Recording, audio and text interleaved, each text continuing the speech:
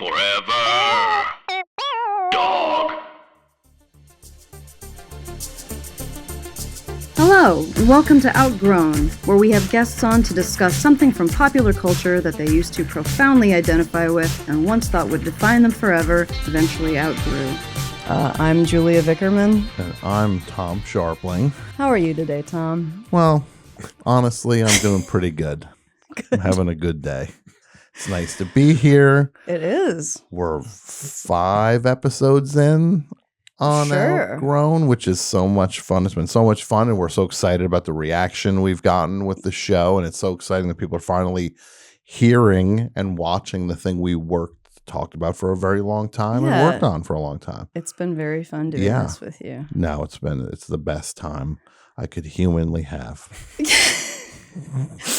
All right, so but we're not just the only two of ones. us We're not the only ones today. in this room. No, we have Alex Steed is here. Oh, hello. Hi, How are Alex. Oh, so honestly, great. Thank you. Alex is Alex is the co-host of the You Are Good podcast, I am. as well as a zine maker and wonderful photographer, Ah, thank you. and a lovely human being. Mm-hmm. Oh my God, I'm in such good company. Yeah, maybe not necessarily in that order. Yeah, sometimes it depends on the day when you ask. And your podcast that you do with Sarah Marshall is one of my favorite podcasts. Thank you so much. And it is really one of the reasons I wanted to do this podcast. Oh my gosh, that's so nice. Yeah, Thank so- you. I love doing it. Yeah, you and Sarah are just so like intelligent and articulate and smarter than me. And Simply not true. and yeah, I felt like I was friends with you guys before I even met you. And then we met you by coincidence at the haunted hayride Totally. in Los Angeles last Halloween. It was crazy because you were on the best show, Mm-hmm. and then I was like, came home. I was like, Alex, you cool guy. Can't wait till you meet him. And then like the next night, we go to the haunted. Was it really hayride. the next Yeah, it was night? the next night. Pretty much the next night. Oh, wow. Exactly. Because then I was just like, hey, Julia, that's Alex, the guy from the. And I was like, And you're what? just like, you remember I said you'd meet him someday? Because I didn't know what. I didn't know what you looked like yet because I Well, hadn't seen the show yet. That was such a funny sequence of events because I came here to the studio just to like learn how streaming worked. I didn't expect to be on the show. Then I was on the show, and then later, accidentally, Tom and I ran into each other at Fred. We went to Fred 62, and suddenly it's like, hey, Alex is here. Oh, so that was Hey. before Right. the hayride? Totally. But yeah, It was another coincidence, and then we saw So each you other guys were just- we coincidentally. met 3 little times in 24 hours. magnets. Exactly. Wow. And then Yeah. Tom said truly my favorite thing that anyone said to me in LA so far, which is, hey, do you like Halloween? But true, that was a remarkable series of days for me too. That was like the first couple of days that I was like, oh, I'm in LA. Like I like being here. Yeah. Oh, that's awesome. Wonderful. No, it was so much fun, and I'm so glad now we're all friends. It's so nice. I was going to say pals, but I upgraded. I it really to friends. appreciated that real-time upgrade. Oh, is that how it I works said in your brain? Pals, friends. Lovers. Wow, that took a big leap. Yeah. Alex, what are we talking about today? We're talking about, and you are dressed for the occasion, and I appreciate it. We were talking about JEM and the Holograms, a cartoon from the 1980s that either people know and love or don't know at all. Yeah, and on that note, Tom, Yes. not very familiar with this program. I think you're being kind by saying not very familiar. Yeah, because maybe you weren't as of young of a age. child in. Well, you were. It was 1985. Yeah, what were you doing in 1985? Being sad. All right, well, this was Let's get into that right Now, now. by that point, no, we've gotten into that. It's out there. People want to know about me being sad. I read the book. I No, know. but thank you, Alex. No, by that point, I was a troubled teen. Oh, okay. Yes. Like I was in, when I was Not into cartoons for little children. No, I was into a lot of Depeche Mode. Oh, yeah. Was kind of driving the bus then. Fair enough. Well, but you are familiar with the title, Gem and the Holograms, and the. Oh, absolutely, yeah. So, what do you think Gem and the Holograms is about? Okay. Obviously, it's a rock group.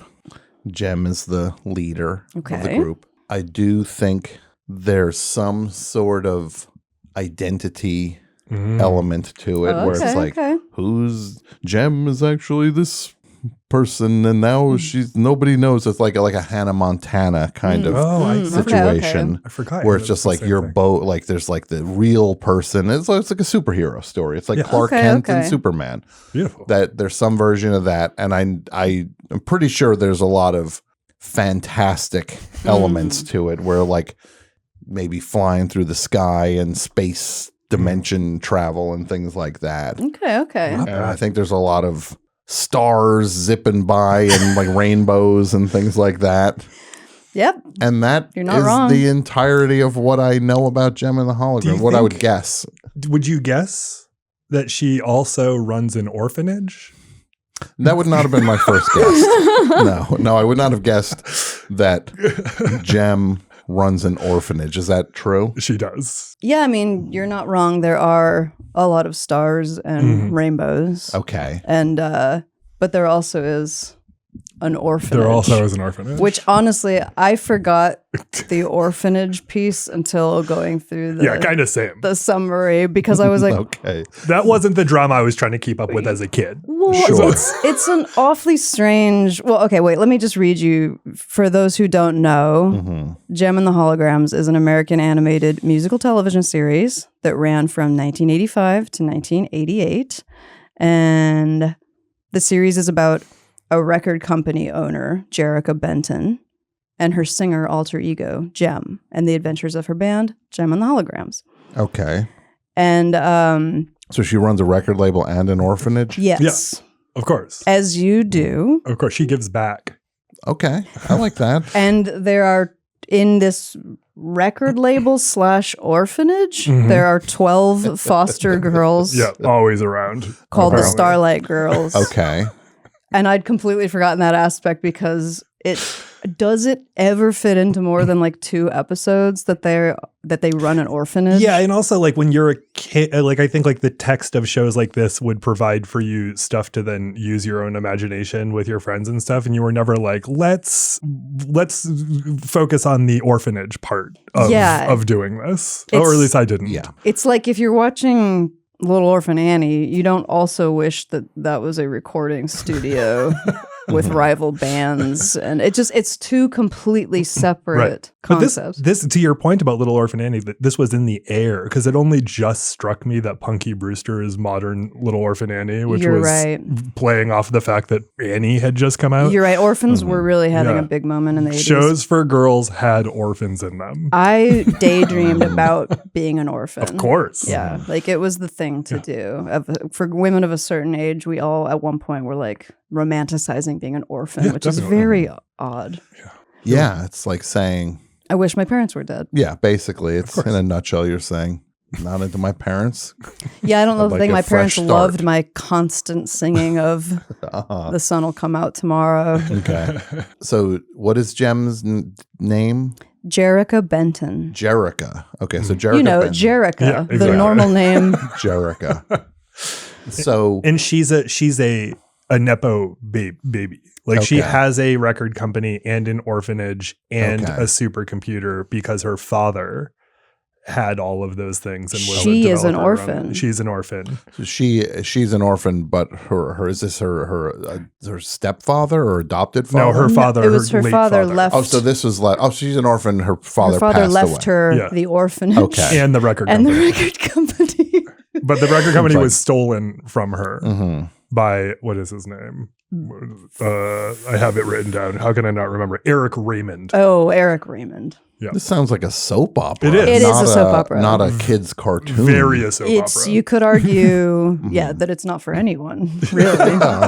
So okay, so Jerrica has the orphanage and the record label. The Starlight kids, Starlight Girls, Starlight girls, I think. are sure. are they the holograms? No. The holograms are a completely separate idea Okay. than the 12 foster Yes. girls. They had. It's worth noting they had 130 episodes. Like they covered a lot of ground, and they also they stayed with, like, a lot of shows like this won't stay within a linear storyline, and they actually kept the storyline going. So they covered a lot of ground. So you can't get on midstream without being a little confused. You won't understand at all. So if you're like a child who starts in 86 with this show, it's like, best of luck to you. Best of luck, dude. You can't follow. Is that honestly what it would be like? No, there's like enough. You're if like, you tune into episode 2, nothing makes sense. Nothing really? makes sense. If you didn't see episode 1? Yeah, there's enough there for like, if you're just bizarre. Totally. Like the all the elements, like the style and the clothes and there's enough there for it to maintain your attention, but you have to pick up a lot of lore in order for it to matter to you. Sure. I think. Yeah. I mean, it's like as a kid tuning in, I just remember colors and girls and fashion. I wasn't really paying that much attention to the continuity. Right. Mm-hmm. But yes, the Holograms are the band that Jem is the lead singer of. All right. And they all live at the orphanage. Yep, absolutely. And the band knows her secret identity. Yes. Okay. And her boyfriend, Rio / manager, somehow does not. So there's a lot of... he's the manager? Yeah, he's the band manager. So there's a lot of... will they, won't they? Will he find out? Will he not? This show's actually, you know what it has a lot in common with is Gossip Girl, but it's like less... harrowing and trashy, and I say that as a person who loves Gossip Girl. Okay, so wait, but we also have to talk about the other thing her father left her is a supercomputer with earrings. That she wears, where she triggers the earrings, and then the earrings trigger a hologram, which is her alter ego Jem. So the supercomputer helps with the you transformation. You don't understand? No, I understand perfectly. This is a breeze. It's not at all overstuffed. We're just getting started. No, the orphanage makes perfect sense for this. like the idea, like she could have just been left with a record label and the computer. Yeah, that would have been more than enough. But I don't know. I'm not exactly figuring out why there's also an orphanage in any of this. But also, it's not just the earrings trigger the appearance of Synergy, who comes out of the supercomputer. Who is essentially Siri from... Yeah. It's like the personification of the AI. Yes. And then the Jem persona is a hologram. Yeah, like it skin grafts a hologram to you, so you look like a different person. But it's actually on. There's no reason she should have an alter ego. Yeah, I mean, if Jerrica is on television as Jem, everyone who's watching the television sees Jem. They don't see Jerrica because she has a hologram costume that make people think that she's... Why does she also does she need because, you have all these other alter... Hannah Montana's an excellent...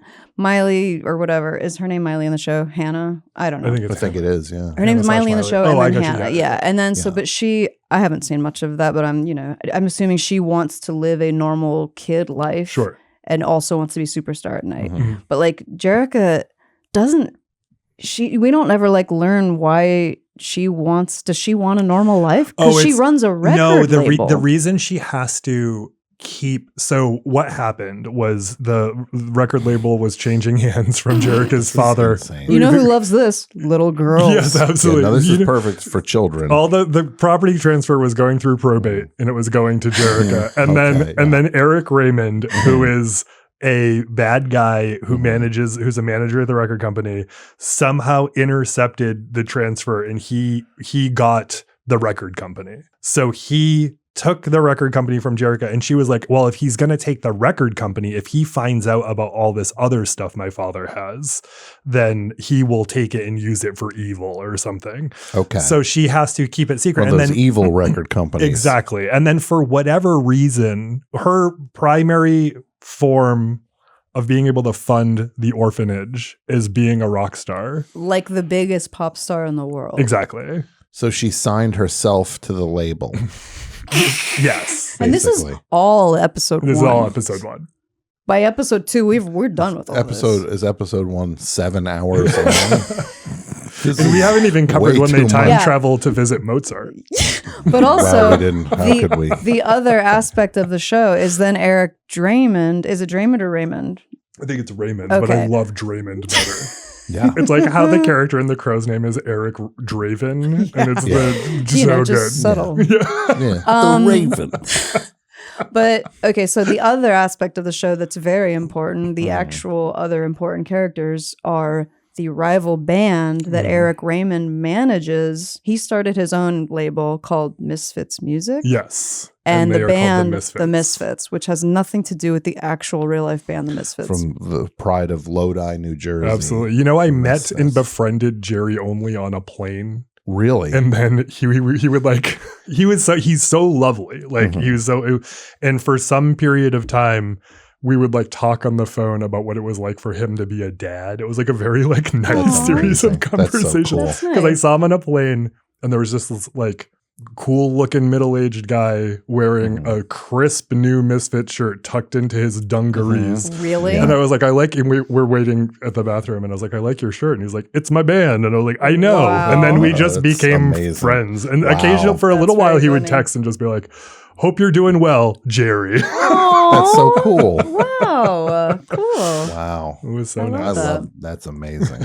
So this band, the Misfits, They has obviously nothing to do with. They're not doing. It would have been amazing if they just put the Misfits Yes. on the So show. they're just like, well, I got No, but something to say. They're like a Like, well, like this fill in is the a blank. bad band for children to hear. the Misfits are a British in attitude and Okay. sometimes affect, but not consistently, punk band.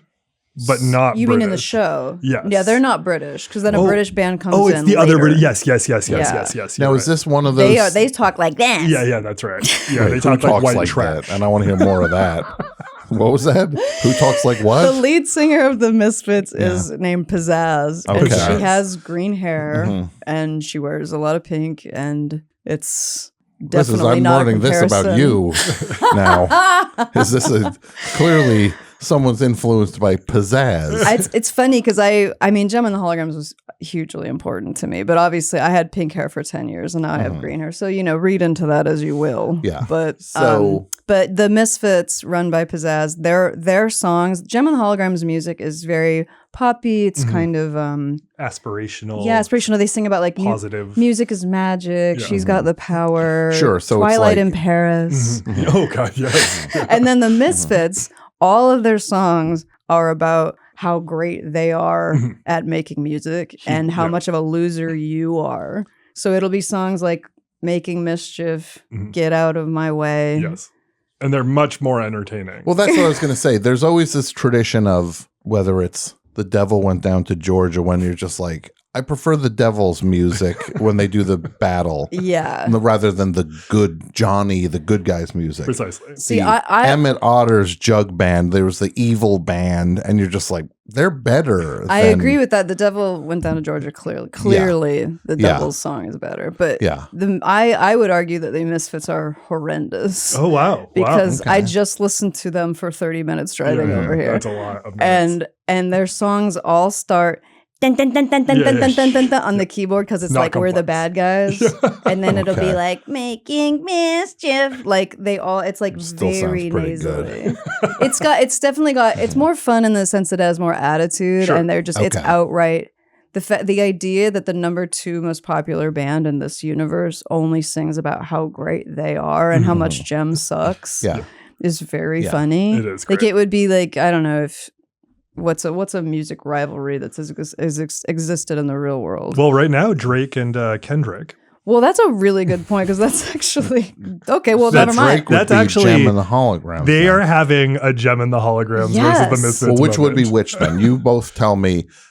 Is Drake? I think Misfits? Drake is Gem, I guess. I think Drake is Gem and Kendrick would be the Misfits. Yeah, it's true. Yeah. Because yeah, I know I say that with all Kendrick. Gem Kendrick, can't- listen, I'm not slighting you in any way. I love you Oh, very much. Alex doesn't want any more beef. Kendrick, Don't come after him next. You can do no wrong. Don't come after Alex. But I next. think in this paradigm, you are the Misfits. yeah, because Yeah. the Gem would never be able to zing the Misfits back. They are Never. bad at that. Never. Yeah, that's not in their skill set. But also the Drake. Misfits then take it the Misfits take it to another level though, where often the way that they try to foil the holograms is through physical threats Yeah. and putting them in like physical danger, like criminal behavior. Exactly. And like they're trying to do away with GEM so they can be number one. They have tried, and this is the stakes in this world are interesting because it's not just like zany cartoons, people anvils falling on people, and the concept of like death and like getting arrested and murder exist in this world. Okay. So yeah, it's kind of like the same stakes as like G.I. Joe, which is the same. It's Hasbro, so it's kind of the same. Okay. Right, and these are all properties that were made so specifically to sell toys. Yes. Sure, and this 100%. was The also toys came first. Yeah. Yes. But this was, I'm assuming this is because was it Reagan who lifted the restrictions on like that you could just market to children? Basically, there was like the FCC softened its regulations on making sure things were not as brazenly products just aimed at making kids want to buy things and then when that got lifted, then all of a sudden you have all these animated shows that were just directly tied to products. Exactly. Yeah. Yeah, exactly. Okay. Yeah. That's what we're dealing. That's why GEM exists. Is because of Ronald Reagan on many levels, and we can talk about that. So the GEM songs are all like kind of like rah-rah. Yeah, uplifting, kind of like Debbie Gibson kind of vibes. Like that song that Dirk Diggler sings in Boogie. The Transformers song. Yes. Like songs like that. Exactly. Like that kind of like you're a winner, you can do it, all that stuff. Exactly. Or they are songs about romance. Exactly. Or the inner conflict of keeping your identity quiet from your boyfriend. Or there's one song. Well, maybe you wouldn't want to sing about that. There's one song. I gotta keep my identity secret. Maybe don't write a song about it. There is one song that I remember because I revisited this show in college. Was the last time I really rewatched a lot of it because me and my friends just got like a kick out of it because I was like, this show is crazy and like just we aren't even getting into we'll get into the plots of some of the episodes later. Sure. But like one song I remember stood out because it was a song where she's singing about the love triangle between her and Jerica, her normal person identity, and Rio, the manager who doesn't know. First off, that love triangle is just bizarre. Right, because GEM's only... It's like, it's flimsier than Bruce Wayne Batman. It's like GEM's only difference is like she has like different makeup on. So then it's like Clark Kent. So it's like Clark Kent just putting glasses on. Exactly. And like he looks just like Superman. But different hair, different makeup. But yeah, same thing. Like Clark Kent must be the ultimate version of how is nobody realizing that that's Superman with glasses? I think Sailor Moon is a better example of stupidity because she doesn't change her face at all. Same hair, different outfit. She changes clothes and no one recognizes her. It's very silly. But anyway, there's a song. To be fair with the Superman thing, they're literally at a news office where they're reporting on Superman, and he's just like, "I'll write the article about Superman." It's that's true. I'm going to make a case that's nothing's dumber than a guy handing in an article about Superman when he is Superman. So the song, GEM sings a song about the love triangle, and I think it's some lyric about like who is he kissing? And the lyric goes, "Who is he kissing? Is it me, or is he making love to a fantasy?" Yes. And I was like, making love to a fantasy? Like that's Jerica. Bold. Pretty ballsy lyric for a Jerica, children's the orphans show. are going to hear you. Yeah. Because it is straight up, I mean, is this aimed at 8-year-olds? Yeah, 8 and under, I would say. It's aimed to sell toys to 8-year-olds. So Christy Marks, who wrote the show, Hasbro was like, we're going to make these toys. Here's what they look like. Showed them to Christy Marks. She was a seasoned like comic and cartoon writer at that time. I've been in touch with, she was on Twitter, and I found her on Twitter and was like, is this Christy Marks this was like 15 years ago. Is this Christy Marks from GEM? And I reached out to her directly, and she was like, oh, no one's ever really reached out before. Hello. What? Wow. Via Twitter. And I interviewed her for a newspaper and like talked to her. She's really great. Considering she was one of like, at that time, maybe 3 women in the history of the world who'd created an animated show. Yeah. And created was like, in, quotations, but she fleshed out the universe. Prolific. And like her task was to sort of reverse engineer a show. And her whole thing was like, how do we merge Barbie and Batman? Wow. Right. Okay. And then, I mean, down to the orphanage, like Batman has Robin, Jerica has 12 orphans. Like that's, she pumps the volume on all that. But I get the sense from Christy that she's a person who like really takes young people seriously and is like, I'm not going to give you stuff that we don't think that you can handle. Maybe Making Love was a little too much, but it was an outlier lyric. The complexity of storyline is like pretty high for a show. It's not like you not might Care argue Bears. too complex. I might argue that. in terms of convoluted. I would say I'm having a hard time following all these things you're telling me, and I'm older than 8. And these are just the basic building blocks. We'll meet new bands. Yes. Okay. A lot. So it's real world building. There's so much here. Just to set the table with you, Alex, what was your initial exposure to the show? What was going on in your How life? old were you? Where were you? Who were you? All of those. I had an older cousin who was older just by a year, but she was like so much cooler than me, like very obviously cooler than me. And I also had a bunch of male cousins and like friends who were a couple of years older who were boys, and I did not click with like masculine energy at all. Yeah, that adds up. That makes sense. It just didn't.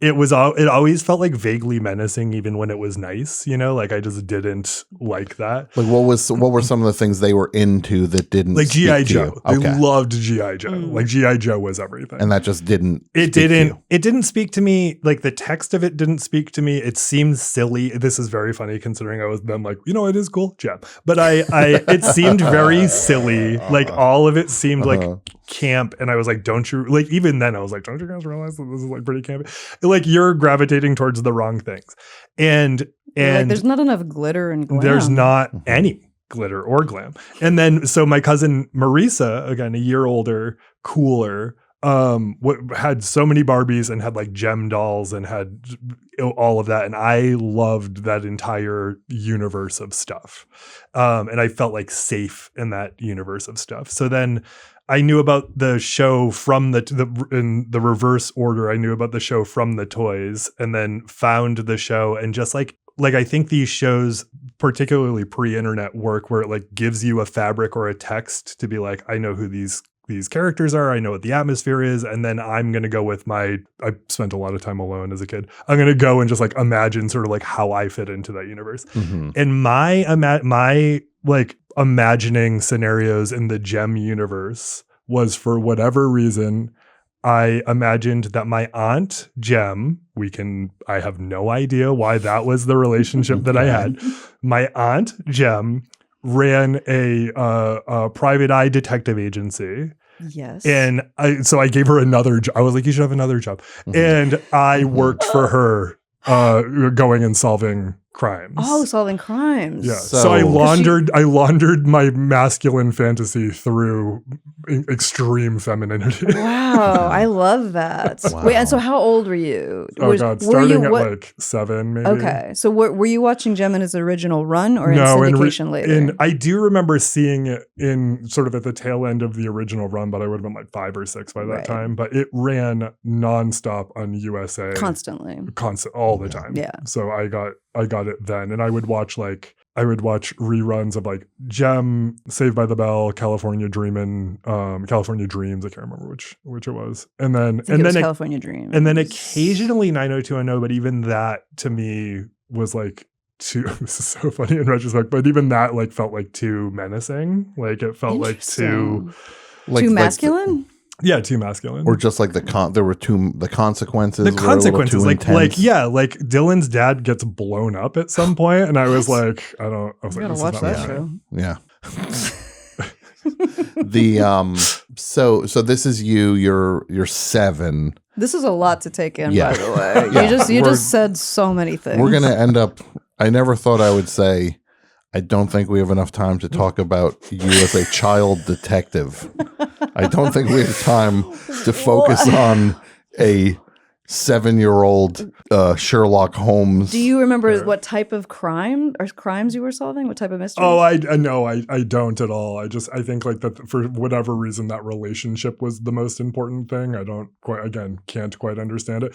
But I think it was like, stuff that would happen in the show. Like Eric's going to take down the company. We need to stop him from doing it. Like, platitudes really. Mm-hmm. But speaking of, did you guys see the Adam Brody movie Kid Detective? No. It's along these lines so great. He's essentially an Encyclopedia Brown character, like a kid who like was like a great detective at 12 or whatever, and we meet him at like 32 and he's still trying to hold on to it, and it's very sad about like realizing you're aging and no longer special. Oh God. That sounds like the greatest movie I've ever. It's fantastic. Yeah. It got slept on because it came out during lockdown, but it's so good. It's so good. So this show really spoke to you. What was the reaction to, like, say, your cousins, your male cousins, with you being so into Jem and the Holograms and not jumping all over a G.I. Joe? I remember one time when I had to be 5. I remember explaining to an uncle in front of my mother and being like, I love Ghostbusters. Ghostbusters is a movie. The characters' names are this. The actors' names are Bill Murray, Ernie Hudson. Like what I knew sort of the different lenses of like, here's the movie, here are the actors. Like they are not real people. They are. And then I'd be like, Bill Murray is on Saturday Night Live. And I talk about that very young. And I remember him just like looking at my mom and being like, your kid's friggin' weird, Nancy.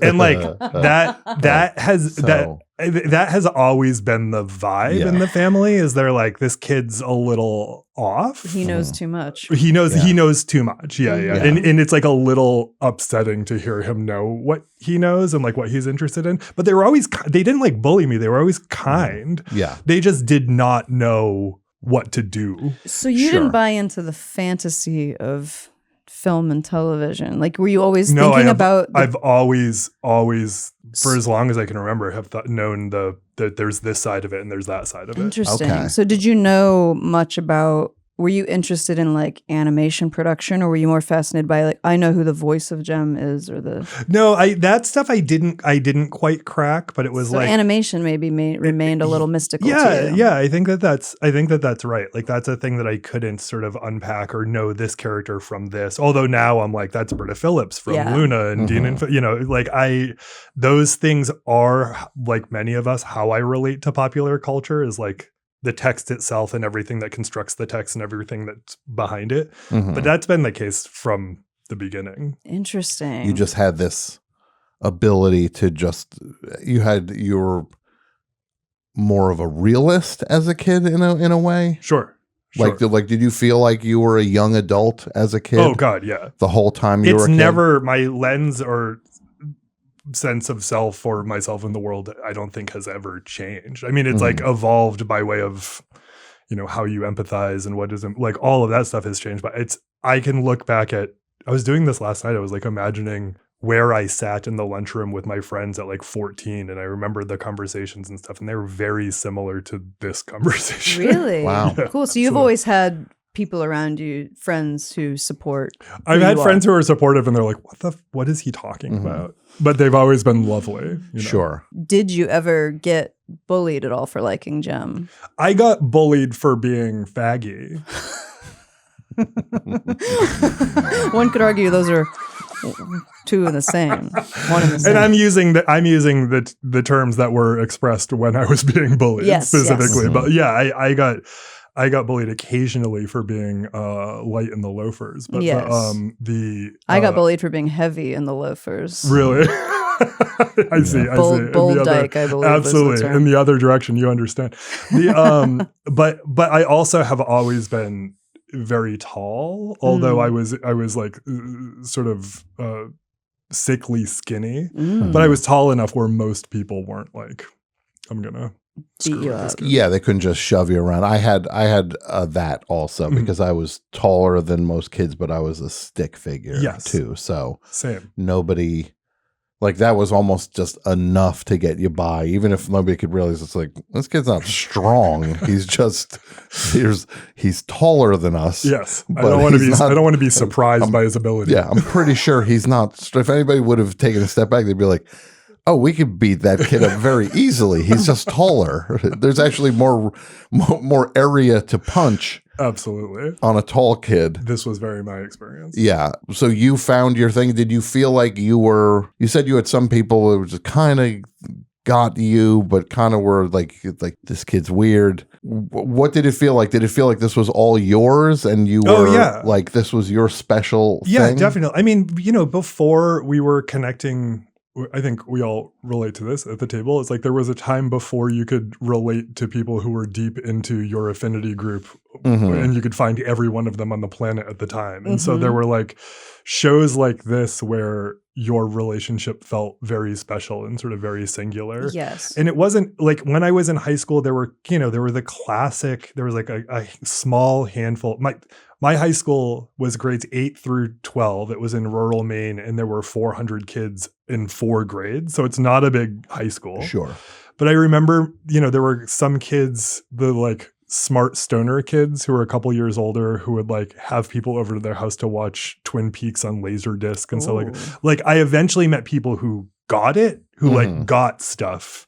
And that was invigorating and wonderful. But I felt supported and I felt loved with the people who were around me, but I also felt like understanding was pretty limited.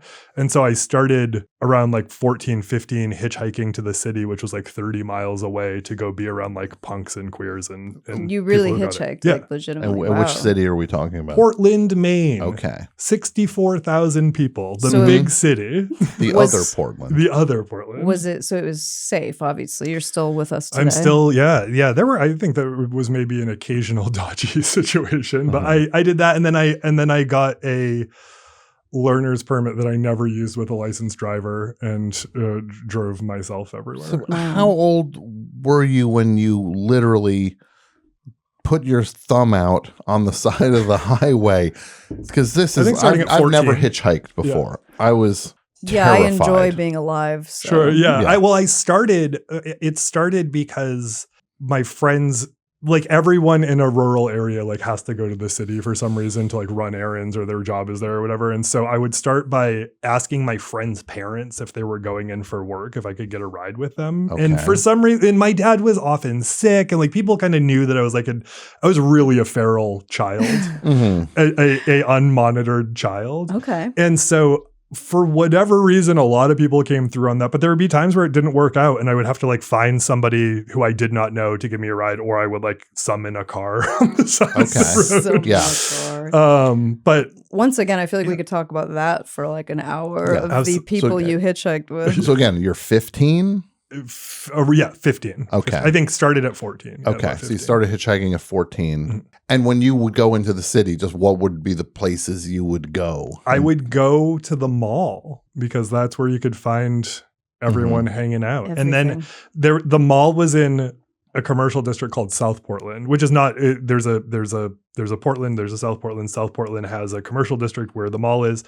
And I remember learning while at the mall one time that I was like, where do you guys hang out? They're like, well, we hang out in Portland. And I was like, there's a Portland? Like I didn't even, and then so they told me about the park that they hung out at, and I went, and that was like the punk park, and I found that community of people. Sure. They were like, you belong with us. What were some of the other, just briefly, some of the other cultural trappings that group had that maybe rubbed off on you or you related to? I became vegan around that time because there were like the vegan punks. And I mean, honestly, I was just trying to people please. Like I was like, these guys seem serious about this. Maybe I should do this and I'll be accepted.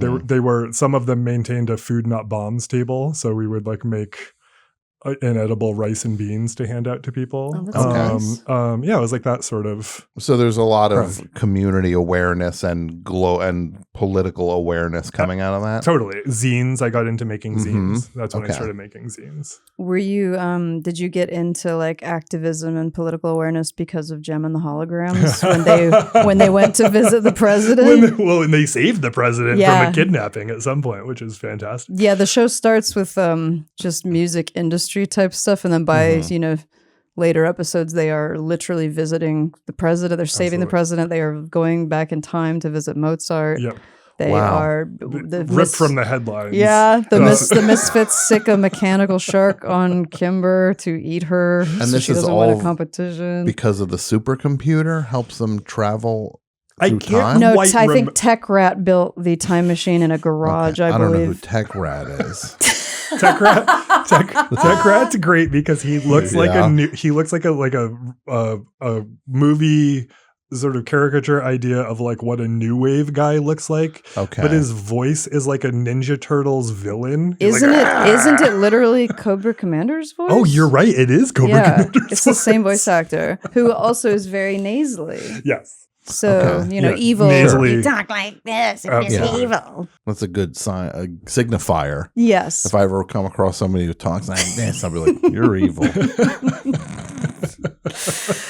So this show clearly meant so much to both of you. Yeah.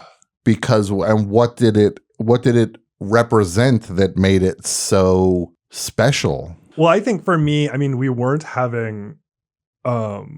we certainly weren't having nuanced conversations about gender in the 1980s. Mm-hmm. Yeah. Sure. But by way of it going, by way of its offering, which was let's do superhero stuff using superhero archetypes, but color it like it's a Lisa Frank Trapper Keeper. Mm-hmm. I think that there was like enough stuff that it was touching both categories in a way that I really liked. That eventually I feel like the X-Men cartoon did kind of well. Like that felt like a good compromise on superheroes and gender. But I was like, it offered I'm not going to say a masculine, but it offered, I think also like shows for girls were like, girls are dumb, so let's give them something dumb. Like that's what I think that they were trying to do. And this was like kind of the first thing that was like aimed at girls, but we're like, actually like they're smart. Mm-hmm. Let's treat it in a complicated way. Well, and what's an example appealed. of something that would be girls are aimed at girls and talking down to them? Yeah. Like Strawberry Shortcake? Yeah, totally. Yeah, I think just there's little, an fluff pieces, you know. Yeah. That it's like infantile. Yeah, because like G.I. Joe was dealing with, real things and No, but I mean, it's dealing with war. They're, These are adult. conscripted soldiers. Yeah, they are soldiers. They're fighting for freedom in America Exactly. against So the evil terrorist organization. Yeah, it's a very adult. Yeah, and whereas Strawberry themes. Shortcake is like, I make cupcakes. Exactly. Yeah, exactly. So see, that's what I was interested in. No, So this was perfectly said, this yeah. was something presented for young girls that was not just It was more mature. infantilized. Yes, it was precisely. more. It was a soap opera. It was more mature. There were more the relationships more complex. Mm-hmm. Like Yeah. I think that's what drew me to these kinds of cartoons. Is there was a little bit more of a complexity to the relationships. I did love that 99% of the characters were female, and the men were like played a much smaller role, very flimsy, and they were all like just not great. The men are just not great. Yeah. And was this something you were both conscious of, or was it just like when you look not at back, all. you're just like, oh wow, I had no idea. Yeah. but you just liked it. Liked it. I like this. Like this and Punky Brewster were my favorite shows. Yes, I loved Punky Brewster. And a lot of it for me was the aesthetics of the show. I loved, it's just like, I just, Sure. I love those colors. I love Julia's that fashion. literally dressed like pizzazz right now. Yeah. And I loved Punky Brewster. I thought she was the coolest kid. And so much of it had to do, it was like expression through fashion and through colored hair and through singing and dancing. And I was going to ask you, one of the questions I had for you was, because JEM was trying it attempted to be the most like 80s thing ever, like 80s MTV kind of, graphics and all that. And like, was that an aesthetic that you really liked? Was the 80s kind of Miami Vice kind of stuff? Oh, now it's stuck in a huge way. Like there's a really marvelous Australian movie called Dead End Drive-In, and it pulls from, and it's one of my favorites visually, and it's so clearly pulling from all of this stuff where it's like fluorescent glow, like the vaporwave. Yes, vibes. exactly. All of that is huge. And to your point, yes, this is like what JEM was ultimately trying to do. Is they were like, the kids are watching music television. Let's make a new wave musical program for them. Because this is 85, which is peak MTV. By that point, MTV was well established. Every cable network was carrying it. Right. Each one of the episodes has 3 music videos in it. Like they are taking the fabric of what's happening in the culture and trying to like package it for kids who might not yet be old enough for MTV or are looking for a companion piece. Yes, for that. or like, this is the step way towards MTV. Mhm. Yeah, they wrote a lot of music for the show. Like they had several composers. Oh gosh, it's crazy. I mean, they had to do 3 songs per episode. That's unbelievable. That's a lot, and they're Yeah. like, and they're not super short. I mean, they are short, but they're not. They're fully fleshed out Mhm. songs that came on the cassettes Right. that came with the dolls. Right. And as a result, like several Gem songs went platinum because Wow, I didn't know people that. bought the dolls and it came with the cassette, which technically was A considered a sale. Yeah. Yeah. And so But they once had in a while they platinum can. selling songs. There are those things like there was one time where like Prince gave a CD out with like the Sunday paper, and Really? then had like a #1 album Sneaky, because sneaky. like one of his later albums was like weirdly successful because of that. That's very interesting. Did you have the toys? My cousin, I would not That's right. have gone as far as to have dolls yet. I Mhm. think, I think that was, I knew enough to be like, Social suicide. I like Yeah. this, but maybe I should not try out owning dolls with my parents. Although like later my father was born in 1931. We had a Wow. very complicated relationship in a lot of ways. When I was 12, I went to just go live with my father. And so like we lived together, and I always describe it as having a senior citizen for a roommate. Like that was our Mhm. vibe. But despite all of his sort of whatever about being a person born in 1931, around when I was 12 and got into like really wearing sarongs and like nail polish and smoking beaties and stuff. Cool. Yeah, like a real classic. It's like watching Sonic Youth videos and being like, I kind of want to Mhm. be like these people. The he did say to me in passing, it wasn't an event, but he was like, if you're it's fine. Well, that's very sweet. It was super sweet. Yeah. It was That's like nice. so unexpected. That's Mhm. nice. Yeah, but he was like, and I think he did a limp wrist. Oh, great. If you're, Sure, like and then he did a like little limp Three's wrist. Company. Sure. Exactly. Like If you're a Mr. Jack Roper Tripper move. Yeah, exactly. he did the little Tinkerbell Mr. Roper move, which is Oh my god. that's one of those things that probably took everything for him to get to that point. Totally. Well, that's No really doubt. touching. Yeah, that's a No big doubt. thing. Yeah. To yeah, say. it was nice. It made all of our other conflicts sweet in retrospect. Yeah, like I will say, I think as something that happened a lot with 80s cartoons, I think is that when people maybe think of Gem, really most people are thinking just of the theme song animation and how amazing that opening title animation is.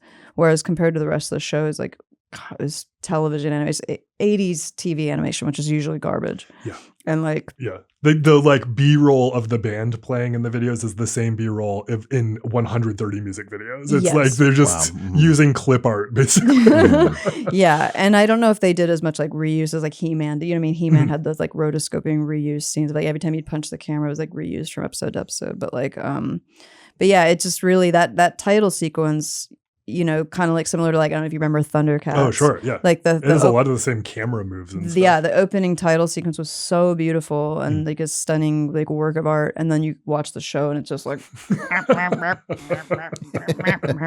and like it's just very, very limited. Yes. Mhm. And but kids' brains, what you remember, you choose to remember like the amazing parts, and that's the part you see again and again is the Mhm. title sequence. So for me, I think specifically that title sequence was just like blew me away and Mhm. was like one of the pieces of animation that made me interested in wanting Yeah. to work in animation. Yeah, I had not even considered the fact that like this is the career you went into, but like yes, you can tell that. Oh yeah, that too. I guess I forgot right. about It that. makes a lot of sense in that context that you're like, oh, I could make this. Yeah, I did. So that was like forget a about that. foundational thing for you, clearly. Yeah, and the Thundercats intro that had a huge impact on me. Mm. It's a really beautiful piece of art.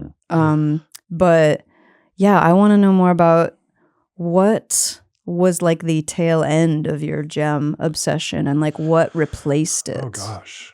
I think that if it were on TV until I were like 11, I would watch it. And then from 11 to 12, like this is such a jarring shift. And this is a really jarring shift. From like at 12, I watched Clerks and Kids. Well, there you go. Wow. And both of those movies, no, for Kids, I had to be 13 based on when it came out, where I was, et cetera. So, and then I just got like I was saying with the movies and knowing sort of like my first job I wanted was like practical special effects. I watched every special and stuff like that. I wanted to do that.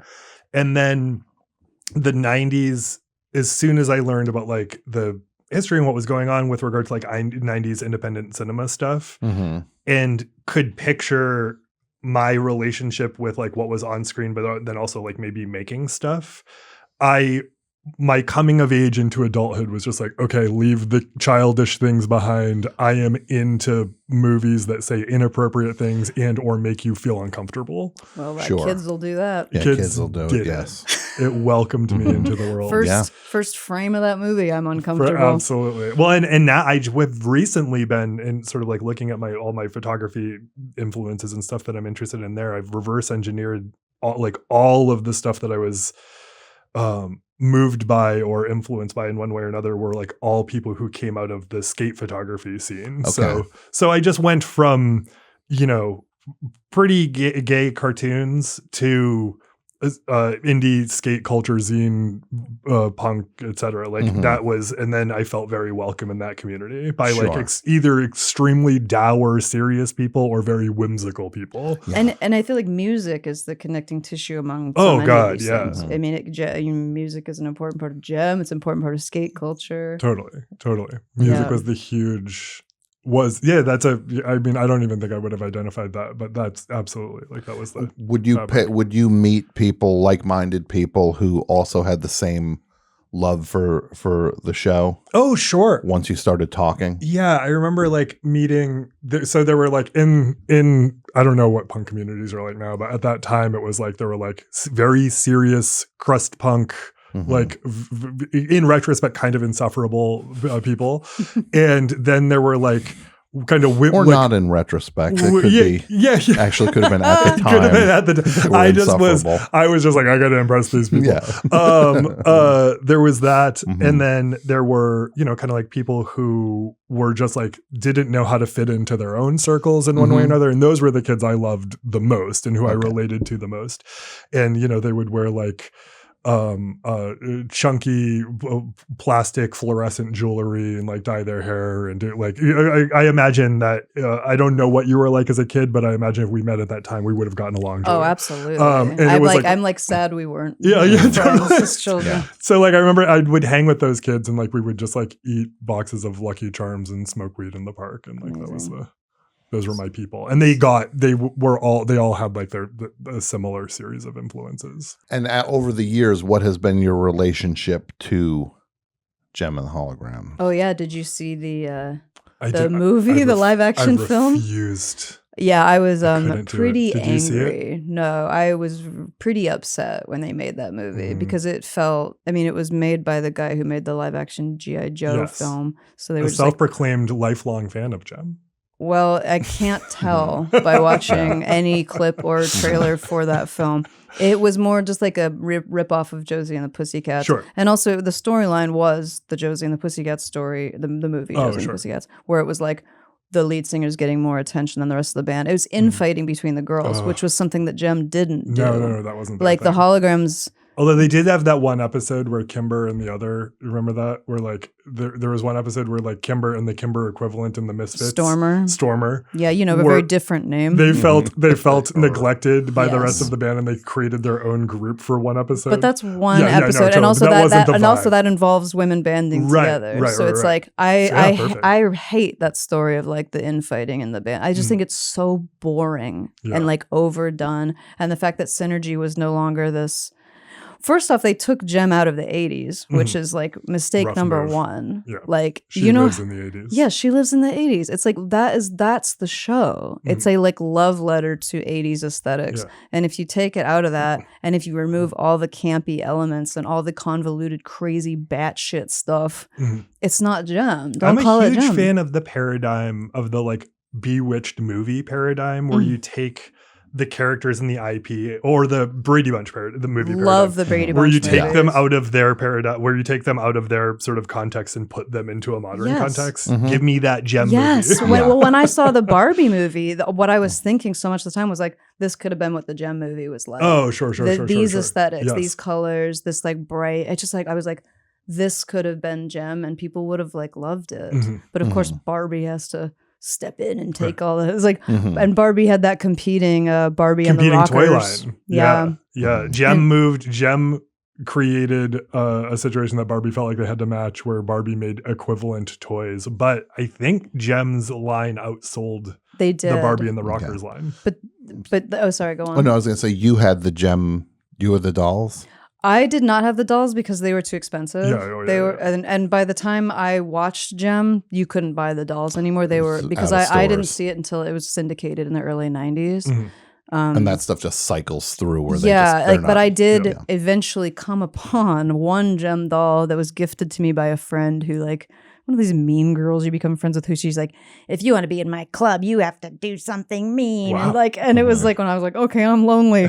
And then like, I think a reward for doing some weird thing was like, she gave me a Jem and the Holograms doll, which was not one of the holograms. It was their video director, whose name was Video.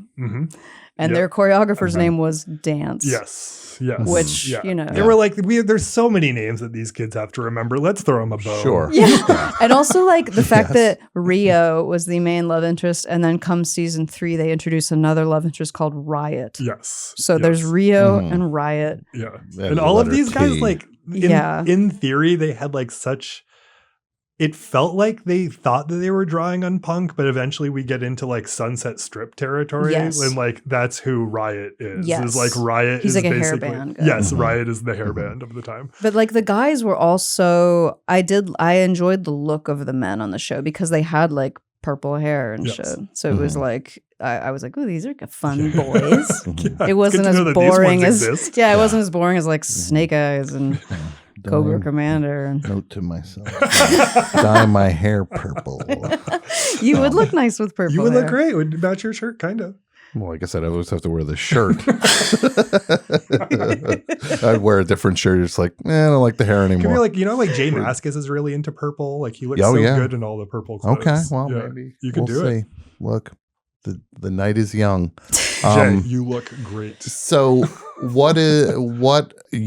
talked to the creator? Yes, you met the creator of the show. Julia, you have had encounters with people behind the scenes on the show? I participated in a Jem and the Holograms art show. I did a piece for the show, and then at the show was what was your piece depicting? Jem, and she was looking like a badass, sitting down, but Just I had her like holding a microphone, and then I didn't realize it looks like one of those big vibrator things, and then I was like, that's fine, fine too. So it's like a proper tribute. Shout out to Hitachi. Exactly. Thank you for your service. But no, your service. But at the art show, Jem's speaking voice, Samantha Newark, was there, so I got to speak to her, and she had pink hair at the time. I had pink hair, so we were like, let's talk. And then also, Dean and Britta, we had them on Yo Gabba Gabba, and then we saw Britta. We ran a party a few months ago. Yeah, Britta's just been at it. Like, she started that show at 21, and she's just been steeped in music for the past 40 years. Her voice sounds so good in those songs. Like, she kills it. Even the theme song, like, she hits some notes in that song that I'm like, that's good. That's some good stuff. And also, I found out through Wikipedia today that Britta also, in 2010, Britta performed vocals on the MGMT single "It's Working." Oh, that's amazing! I didn't know that. That's amazing. Yeah, isn't that cool? Unless Wikipedia is lying to me, which it would never do. No, it would never. It would never. That's fantastic. I imagine verify that too. Yeah, I imagine at least one of those two grew up with an affinity for Jem. Like, yes, if not both. I mean, it was kind of psychedelic. It was like a psychedelic. It was. Show. It's a psychedelic show. It had a lot of like very bizarre imagery. Yeah, and a lot of it was just because I think they also just became pretty.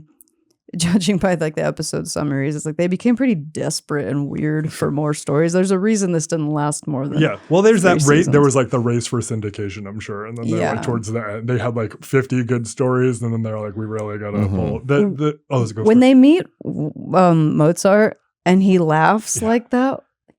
Yeah. Why did they make him do that? Because the reason they made a Mozart episode is because Amadeus had just come out in the theater, and Tom Holland's not Tom Holland. Hulse. Tom Hulse. Tom Hulse's thank you. Tom Hulse's impression of Mozart is that. Are you serious? Yeah, and he's like, call me Wolfie. They're ripping off the movie Amadeus. That's so which is weird. Totally. It's like it's already weird to go to Mozart. Yes, but then to use this movie, this like prestige drama, where somebody slits their throat in the first 5 minutes of the movie is hilarious. It's like layers on layers of weird, and it's just like explaining it to you. I'm like, this is the craziest kids show. It's so complicated. My first impression is I cannot believe truly how much world there is on this. There's show. way too much world for even the show to explore. Like I mentioned earlier, it's like the 12 orphans. They don't really even get that much to do. Right. But they were like, we got to put the orphans in. The thing that I'm grateful in, we got to put the orphans. This is a, shout out to the show and to Berta Phillips for sure, is like the thing that I'm grateful for.